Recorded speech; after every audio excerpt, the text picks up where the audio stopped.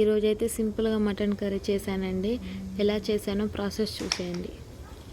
ముందుగా అయితే మటన్ని మ్యారినేట్ చేసుకొని పక్కకు పెట్టుకున్నాను.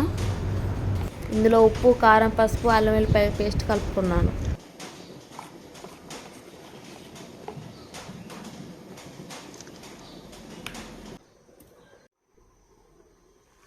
చేతితో కలుపుకోవాలి. చేతితో కలుపుకుంటే కూర టేస్టీగా వస్తుంది.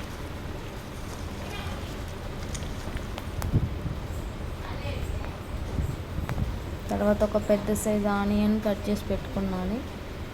ప్యాన్ పెట్టుకొని ఆయిల్ వేసుకొని టేస్ట్ కోసం కొంచెం జీరా వేసాను. ఫ్లేవర్ బాగుంటుంది జీరా వేసుకుంటే. అందులో ఆనియన్స్ వేసుకోవాలి.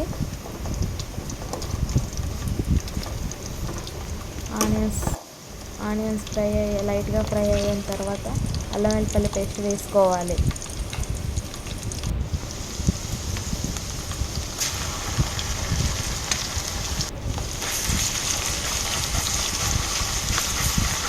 అల్లం వెల్లిపాయ పేస్ట్ పచ్చివాసన పోసి ఫ్రై చేసుకోవాలి.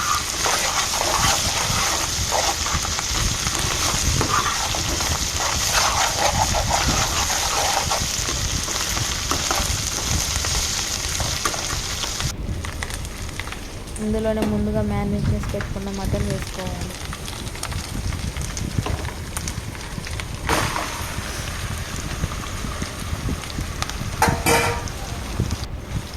అంతా ఒకసారి గరిటెతో కలుపుకోవాలి.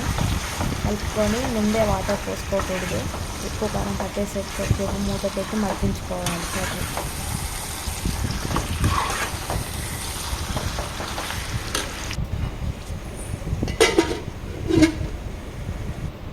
ఒక 10 మినిట్స్ ఆగాక మళ్ళీ ఒకసారి కలుపుకొని తగినన్ని వాటర్ పోసుకోవాలి. కొంచెం ఎక్కువ వాటర్ పోసుకోవాలి, ఎందుకంటే మటన్ త్వరగా కుక్ అవ్వదు కాబట్టి.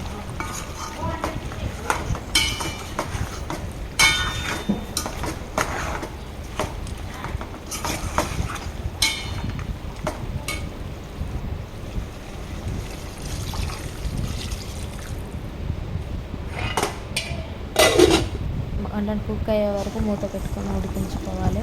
నీళ్ళన్నీ ఇంకిపోయి కూర దగ్గర పెట్టాక మటన్ మసాలా, ధనియాల పొడి వేసుకోవాలి. మేమైతే ఈస్టర్న్ మటన్ మసాలా యూస్ చేస్తాం. ఇది మా షాప్లోనే దొరుకుతుంది. ధనియాల పొడి వేసుకోవాలి.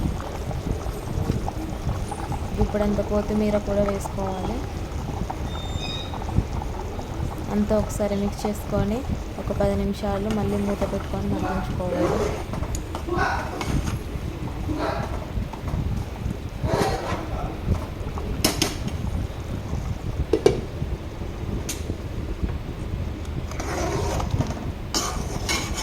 మటన్ కర్రీ ఈ విధంగా దగ్గర పడే వరకు ఉంచుకోవాలి.